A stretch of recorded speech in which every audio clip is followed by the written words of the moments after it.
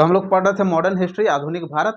और आधुनिक भारत में आज अगला टॉपिक है एंग्लो मैसूर युद्ध।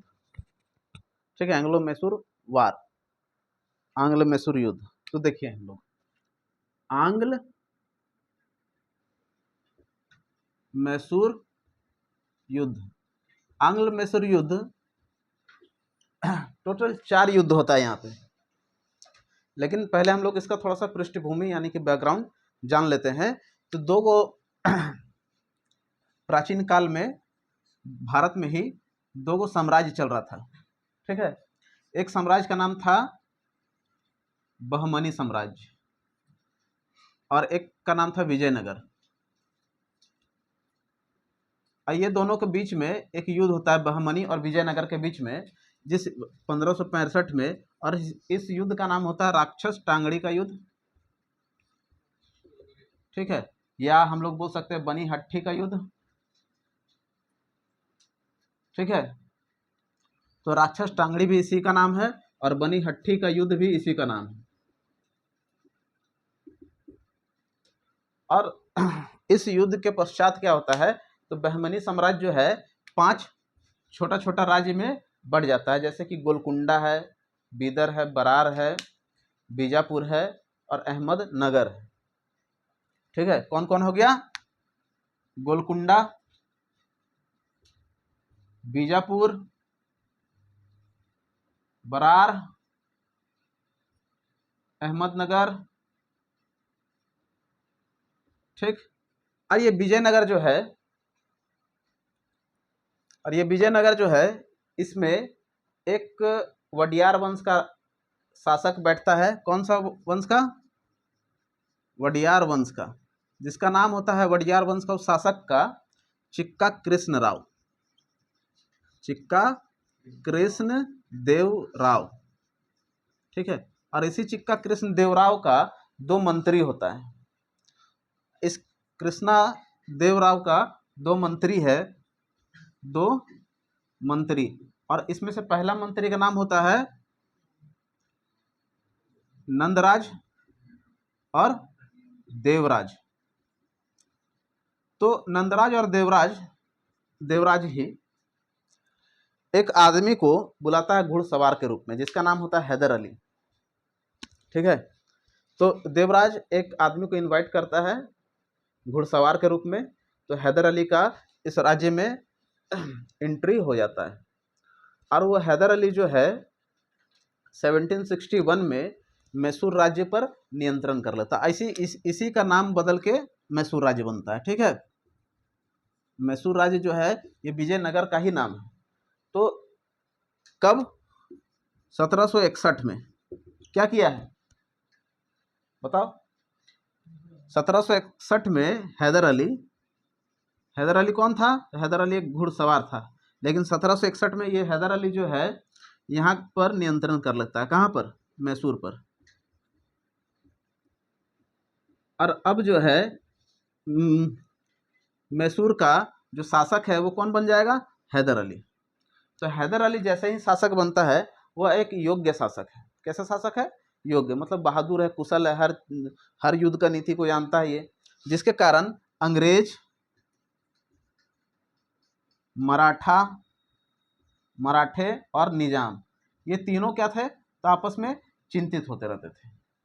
अब यहाँ पे क्या होता है, इसी चिंता के कारण ही यहाँ पे युद्ध प्रारंभ हो जाता है। किसके किसके बीच में? हैदर अली और अंग्रेज के बीच में। ठीक है, तो हैदर अली और अंग्रेज के बीच में युद्ध प्रारंभ हो जाता है। और चलिए हम लोग देखते हैं ये युद्ध कैसे है। मिटा देते हैं इसको, आप लोग इसका स्क्रीनशॉट लीजिए। तब हम लोग देखेंगे प्रथम आंग्ल मैसूर युद्ध। क्या है? प्रथम आंग्ल मैसूर युद्ध।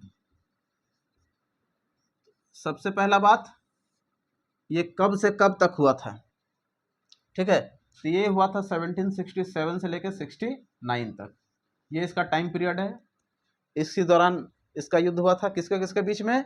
अंग्रेज और हैदर अली के बीच में। ठीक है। और इस युद्ध में एक संधि होता है, जिस संधि का नाम होता है मद्रास की संधि। ठीक है, मद्रास की संधि। ये कब होगा? तो ये होता है 1769 में, और इसी संधि के तहत यह युद्ध समाप्त होता है, मद्रास की संधि के तहत। और यहाँ पे जो दोनों का जो स्थिति होता है, अंग्रेज और हैदर अली का, ये दोनों का बराबर होता है।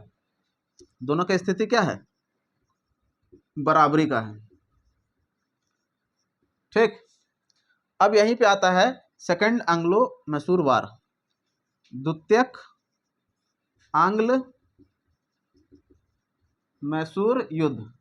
ये द्वितीयक आंग्ल मैसूर युद्ध कब होता है? 1780 से लेकर के 84 तक। तो यहां से क्वेश्चन बनता है कि द्वितीयक आंग्ल मैसूर युद्ध कब से कब तक स्टार्ट हुआ? तो हम लोग बोलेंगे 1780 से लेकर 1784 तक। और इसमें जो है कुछ कुछ याद रखने वाला चीज है कि 1782 1782 में हैदर अली का मृत्यु हो जाता है। किसका? हैदर अली की मृत्यु। तो अब युद्ध आगे कौन संभालेगा? तो यहाँ पे देखो 1782 इसी का बीच में आ रहा ना, 1780 से लेकर 84 तक। तो 1782 में ही हैदर अली का मृत्यु हो जाता है। तो उसके बाद इसका जो पुत्र होता है, हैदर अली का पुत्र, जिसका नाम होता है टीपू सुल्तान। ये टीपू सुल्तान जो है आगे का युद्ध का कमान संभालता है। मतलब कि ये 1782 से लेके 84 तक यह युद्ध कौन संभालेगा? टीपू सुल्तान। और इस युद्ध, ये युद्ध भी लगभग लगभग बराबरी में होता है। लेकिन क्या है कि टीपू सुल्तान भी एक योग्य शासक है, लेकिन अभी इस समय ये युद्ध का कोई नीति को नहीं जान रहा था, क्योंकि नया नया आया था। इसका पिता मर गया है, इसका पिता मर गए हैं ना हैदर अली, तो डायरेक्ट वो आया है। तो यहाँ पर भी एक संधि होता है, जिस संधि का नाम होता है मैंगलोर की संधि। क्या नाम होता है? मैंगलोर की संधि। और इसी मैंगलोर की संधि के तहत ये युद्ध समाप्त होता है। और ये मैंगलोर की संधि 1784 में संपन्न होता है। ठीक। अब हम लोग देखेंगे थर्ड आंग्ल मैसूर युद्ध और चतुर्थ आंग्ल मैसूर युद्ध। चलिए इसको हम लोग मिटा देते हैं, आप लोग इसका एक बार स्क्रीनशॉट ले लीजिए, देखिए। ठीक है, चलिए अब हम लोग पढ़ेंगे थर्ड एंग्लो मैसूर वार। क्या है? तीसरा तृतीय आंग्ल मैसूर युद्ध। ये तीसरा एंग्लो मैसूर युद्ध है। तो टोटल कितना युद्ध हुआ है? 4। तो इसका टाइम पीरियड से क्वेश्चन पूछा जा सकता है कि तीसरा एंग्लो मैसूर युद्ध कब से कब तक हुआ था, तो सेकंड मैसूर युद्ध कब से कब तक हुआ था। तो ये जो तीसरा आंग्ल मैसूर युद्ध है, ये 1790 से लेकर 1792 तक हुआ था, 1790 से लेकर 1792 तक। और इस युद्ध, यह युद्ध किसके किसके बीच होता है? तो टीपू वर्सेस अंग्रेज, टीपू और अंग्रेज के बीच में होता है। ठीक है, इसमें टीपू क्या है? तो टीपू हार जाएगा। ठीक है, टीपू का हार हो जाता है और ये अंग्रेज जीतेगा, टीपू हार जाएगा। तो जैसे ही टीपू हारता है, लेकिन ये बहादुरी से ही लड़ाई करता है। ठीक है, टीपू का बहुत बड़ा बड़ा किला भी है। अब देखिए, टीपू का जैसे ही हारेगा तो यहाँ पे एक श्रीरंगपट्टनम नाम का जगह है, जहाँ पे ये संधि संपन्न होता है, श्रीरंगपट्टनम की संधि। ठीक है, कितना कब होता है? 1792 में। 1792 में श्रीरंगपट्टनम की संधि के तहत ये युद्ध समाप्त होता है। और इसमें क्या है, तो टीपू जैसे हारा है तो टीपू को कुछ ना कुछ जुर्माना के तौर पर अंग्रेज को देना पड़ेगा। तो ये देता है 26 लाख रुपए अंग्रेज को, प्लस क्या देता है? तो आधा, ठीक है, आधा अपना साम्राज्य दे देता है। किसको? अंग्रेज को। आधा साम्राज्य अंग्रेज को टीपू दे देता है थर्ड आंग्ल मैसूर युद्ध में। ठीक है, उसके बाद अभी हम लोग क्या देखेंगे? चतुर्थ आंग्ल मैसूर युद्ध। आप लोग इसका स्क्रीनशॉट ले लीजिए, हम लोग मिटाते हैं। ठीक है, हो गया होगा स्क्रीनशॉट। चलिए देखते हैं आगे।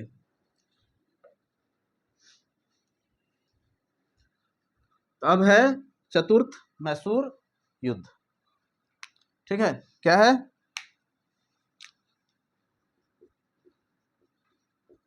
चतुर्थ आंग्ल मैसूर युद्ध। ये चतुर्थ आंग्ल मैसूर युद्ध का जो टाइम पीरियड है ये कब से कब तक है, 1796 से लेकर 99 तक, ठीक है। और इस युद्ध में क्या है, युद्ध में टीपू जो है, टीपू की मृत्यु, और टीपू का जैसे ही मृत्यु होता है तो 1799 में मैसूर राज्य का विलय हो जाता है, ठीक है। विलय किसमें, अंग्रेजी साम्राज्य में, ठीक है। तो अंग्रेजी साम्राज्य में टीपू राज्य का विलय हो जाता है। तो ये था आपका टोटल 4 आंग्ल मैसूर युद्ध। तो हम लोग इसमें कुछ कुछ चीज़ को और जानना है नोट करके। तो नोट करके ये चीज़ जानना है कि जो फर्स्ट और सेकंड युद्ध हुआ था, ठीक है, फर्स्ट और सेकंड युद्ध हुआ था, इसमें क्या था, तो मराठे और निजाम, इसमें मराठे और निजाम कभी अंग्रेज के तरफ होते थे तो कभी टीपू के मैसूर के तरफ। इसमें क्या है, इस समय कभी अंग्रेज तो कभी मैसूर के तरफ, कौन, मराठे और निजाम। लेकिन जो थर्ड और फोर्थ आंग्ल मैसूर युद्ध होता है, इसमें मराठे और निजाम जो है ये शुरुआत से लेकर के अंत तक अंग्रेज के ही साथ रहते हैं, ठीक है, अंग्रेज को ही ये हेल्प करते हैं, सहायता प्रदान करते हैं। अब हम लोग जानेंगे टीपू के बारे में कुछ कुछ बात, ठीक है। किसके बारे में, टीपू के बारे में। तो टीपू सुल्तान हैदर अली का पुत्र है, ठीक है, और उसकी माता का नाम है फातिमा। अब क्या है, तो टीपू एक योग्य शासक है, उसका युद्ध का सारा नीति के बारे में उनको ज्ञान था, सारा कूटनीति के बारे में उनको ज्ञान था। अंग्रेज से लगभग वो अंग्रेज के लगभग टक्कर के व्यक्ति थे। लेकिन देखिए, मराठा और निजाम ये भारत के लोग थे, ठीक है, मतलब कि भारत एक बहुत बड़ा साम्राज्य था, अंग्रेज तो नहीं थे ये लोग। तो मराठे और निजाम अगर टीपू का हेल्प करते, सहायता करते युद्ध में, तो हो सकता था कि टीपू जीत जाता और अंग्रेज आज यहाँ तक नहीं पहुँचता। लेकिन ये लोग क्या किया, थर्ड और फोर्थ युद्ध में अंग्रेज की तरफ से लड़े टीपू के विरुद्ध, जिसके कारण टीपू का पलड़ा जो है और ज़्यादा गिर जाता है और उनका जो शक्ति है अंग्रेज का वो 2 गुना हो जाता है, ठीक है। तो अब हम लोग इसको मिटाते हैं और टीपू के बारे में देखते हैं क्या क्या है।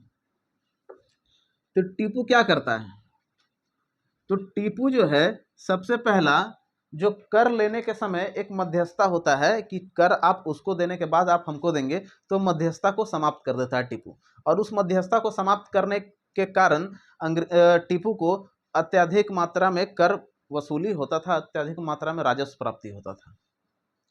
दूसरा टीपू क्या करता है, तो टीपू एक रंगपट्टनम, श्रीरंगपट्टनम जहाँ पे संधि किया है, उस श्रीरंगपट्टनम में वो एक वृक्ष का रोपण करते हैं, एक वृक्ष लगाते हैं।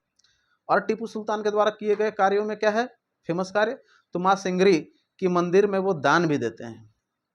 तो ऐसा टीपू पे हमेशा आलोचना लगता है कि टीपू पे हमेशा आलोचना लगता है कि टीपू सिर्फ मुसलमान केंद्रित साम्राज्य को ही स्थापित करते थे। लेकिन हम लोग इसको ये तर्क देके काट सकते हैं कि अगर वो मुसलमान केंद्रित थे या मुसलमान केंद्रित शासन व्यवस्था वो चलाते थे, तो वो माँ सिंगरी के मंदिर में वो दान दक्षिणा नहीं देते। वो अपने साम्राज्य में पंडितों का भी संरक्षण किए हुए थे। उसके साथ साथ वो अफगानिस्तान, तुर्की, ईरान ये सब जगह पर अपना दूत भी भेजे हुए थे। फ्रांसीसियों के साथ उनका एक घनिष्ठ संबंध भी था, किसका, टीपू का। फ्रांसीसी क्रांति में एक वहाँ पे बना हुआ था जैकोबिन क्लब, और ये जो टीपू है ये जैकोबिन क्लब का सदस्य भी था। टीपू ने अपने साम्राज्य के अंदर ही बहुत सारे अनेक बंदरगाहों का निर्माण भी करवाया, ठीक है। टीपू को आधुनिक चीज़ों का ज्ञान था, ठीक है। तो टीपू को स्पेस के बारे में भी ज्ञान था, समझ में आ रहा है, उस समय का टीपू। तो यही सब हम लोग अब टीपू के बारे में जानना है। तो देखते हैं टीपू के बारे में। टीपू सुल्तान तो टीपू सुल्तान में सबसे पहला पॉइंट क्या हो जाएगा, मैसूर का शेर कहा जाता था। ठीक है, मैसूर का शेर इनको कहा जाता था। दूसरा क्या है, तो जैकोबिन क्लब का वो क्या है, सदस्य है। ठीक है, मतलब कि फ्रांसीसी क्रांति में वो भी पार्टिसिपेट किए थे। तीसरा क्या है, तो श्री रंग पट्टनम में वृक्ष रोपण भी ये किए थे। ठीक है, चौथा क्या था, तो राजस्व प्राप्ति के लिए मध्यस्थताओं को हटाए थे। ठीक है, राजस्व प्राप्ति करने के लिए मध्यस्थता को हटाए थे। श्रीरंगपट्टनम में वृक्षारोपण किए थे और जैकोबिन क्लब का वो सदस्य थे। ठीक है, तो ये सब जो है ये टीपू के बारे में। उसके बाद मैसूर का उनको शेर भी कहा जाता है और जैकोबिन क्लब का वो सदस्य भी थे। पांचवा क्या है, तो बंदरगाह का निर्माण भी करवाए थे। ठीक है, बंदरगाह का निर्माण भी करवाए हैं। छठा क्या है, टीपू और क्या काम किए हैं, तो आधुनिक नौसेना का गठन किए हैं। आधुनिक नौसेना का गठन भी किए हैं। उसके बाद सातवां हम लोग इसके बारे में क्या लिख सकते हैं, तो कैलेंडर सिस्टम भी स्थापित किए थे। आठवां हम लोग क्या लिख सकते हैं इसमें, तो आठवां हम लोग लिख सकते हैं कि फ्रांसीसी के साथ संबंध अच्छा था। ठीक है, फ्रांसीसी संबंध। नौवां हम लोग इसमें लिख सकते हैं कि टीपू जो है अफगानिस्तान, तुर्क, इराक में अपना दूत भेजे थे। क्या किए थे, अफगानिस्तान, इराक और तुर्की में क्या किए थे, तो दूत भेजे थे। 10वां हम लोग लिख सकते हैं ये एक योग्य शासक भी थे। तो ये रहा आपका टीपू के बारे में। ठीक है, इसको आप लोग स्क्रीनशॉट ले लीजिए। और इतना जानने के बाद आंग्ल मैसूर युद्ध से एक भी प्रश्न नहीं छूटेगा, सारा का सारा बन जाएगा। तो आंग्ल मैसूर युद्ध में क्वेश्चन जहाँ से अराइज होगा वो टीपू के बारे में अराइज हो सकता है कि टीपू निम्न में से किए गए कार्यों में से टीपू का कार्य कौन सा है। 3-4 ऑप्शन देगा, उसमें से ये यहाँ से आपको उसमें से सेलेक्ट करना है। उसके बाद आपको जो क्वेश्चन पूछा जा सकता है आंग्ल मैसूर युद्ध से कि प्रथम आंग्ल मैसूर युद्ध कब हुआ था, या पूछ सकता है कि प्रथम आंग्ल मैसूर युद्ध का संधि का क्या नाम था। ठीक है, हैदर अली का मृत्यु कब हुआ, तो सेकंड आंग्ल मैसूर युद्ध का समय पीरियड क्या है। श्रीरंगपट्टनम की संधि कब हुई। श्रीरंगपट्टनम कहाँ क्या है, तो मैसूर का राजधानी है। तो मैसूर का राजधानी कहाँ है, तो श्रीरंगपट्टनम। और उसी श्रीरंगपट्टनम पे ही वो क्या किए थे, वृक्षारोपण किए थे। ठीक है, तो यहाँ से ये सब प्रश्न पूछा जा सकता है। पूछा जा सकता है कि कौन कौन सा युद्धों में निजाम और मराठे शुरुआत से लेके अंत तक अंग्रेजों के ही तरफ में थे। तो हम लोग बोलेंगे आंग्ल मैसूर वार 3 और 4। तो ये है आज का पूरा क्लास। तो अच्छा लगे तो चैनल को लाइक, सब्सक्राइब एंड शेयर करें। धन्यवाद।